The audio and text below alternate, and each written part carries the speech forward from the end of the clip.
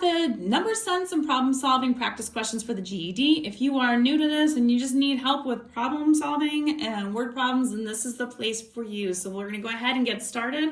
I'm going to try to do as many questions in the video as I can before we get crazy. All right, so the first question says, a beverage container holds 12 servings. If the serving size is 8 ounces, how many ounces does the container hold in all? So what we're going to be doing is a simple multiplication problem. We've got 12 servings at 8 ounces apiece. So we're going to multiply 12 times 8. This can be using a calculator, by the way, for this. We get 96. So the correct answer here is going to be D. Question number 2. Sales of 3 concession stands are $839, $527, and $726. What's the total amount of sales? So all we're going to do is just add all 3 of those together. 839 plus 527 plus 726 gets me a total of 2,092. So our correct answer on this one is going to be B. Next question. If you want to cut 24 2-foot braces, how many boards would you need if the length of this is 12 feet? So if I'm going to put 2-foot braces, I would be able to cut, this is going to be a multi-step. So you can do 2-foot pieces. That means you're going to need to divide that by 12 feet divided by 2. It means you can get 6 in one board here, but I need to get 24 of these. So in order for me to do 24, I need to figure out how many boards I would need to do. So if there's 24 cutting, and then each one is going to be 6, we're going to divide 24 divided by 6 now to find out how many boards I would need in total. So I would need 4 boards in total. That would get me 6 pieces in each board, for a total of 24 pieces, which means that B is my correct answer. Oh, sorry, not B. Sorry, A is the correct answer, not B. So A, 4 of these big 12-foot boards would get me the amount that I need here. My next one, using your calculator, find the value of the square root of 441. So we're just gonna do this.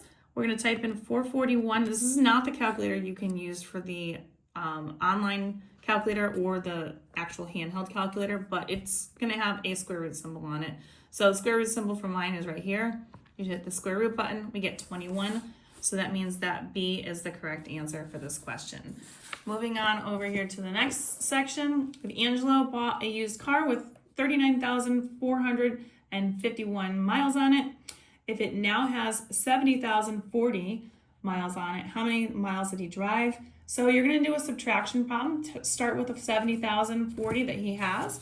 So 70,040, and we're going to subtract the number that he started with, which was 39,451.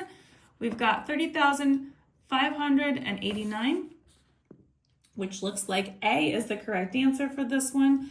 And now we're going to look at using the calculator to solve a problem. If Emery spent 20% of $3,280 as a down payment, how much was the down payment?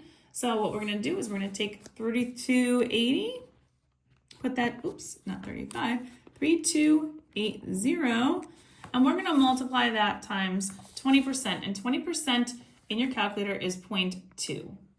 So you can do that. You can hit the percent button if you want. I don't have the percent button readily, easily available right here. So I am just going to go ahead and just use 2.2%.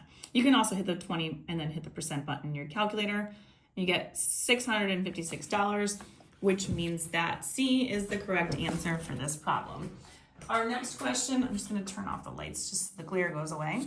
Inventory shows that a warehouse has 45 printers in stock. If each printer is valued at $125, what's the total amount of money? So this means that if each of those printers is $125, there's 45 of them. Multiplication is what you're going to do.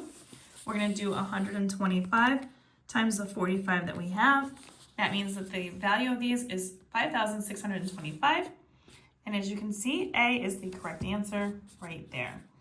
And then the last one on this page, Lydia can drive 180 miles in 3 hours. Tuesday, she drove 7 hours at that rate. So how many miles did she drive on Tuesday? Well, starting off, we need to figure out how much was her rate. So 180 divided by 3, that's going to give me my hourly rate, or my miles per hour. It means she could go 60 miles per hour. And then if we're going for 7 hours, what we're going to have to then do is take 60 miles per hour, times that by the 7 hours that she's traveling at that rate. We get 420, and that means that B would be the correct answer in this problem. If you want more questions like these, find them on my YouTube, Instagram, and TikTok at U1 Algebra. All these are going to be located in the GED Prep playlist. And don't forget, like, share, and follow me for more.